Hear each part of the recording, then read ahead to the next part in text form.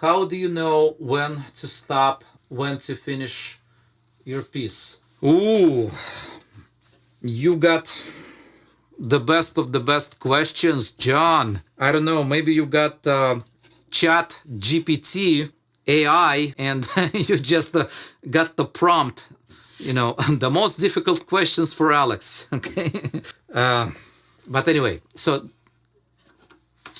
when do you know when when the piece is finished? I would answer to you, you never know. It's never finished. Leonardo da Vinci said, there is no such a thing as finished project, only abandoned. There's a certain point when you just have to say, enough, boom, that's it. Or your client gonna say, there's a deadline and you gotta ship it. Then you're not just gonna tell them if it's finished or not. But if I'm working for myself, I don't know. Really, I don't know when it's finished. I mean, it's an honest question. I just abandon, okay? I just let it go. That's it.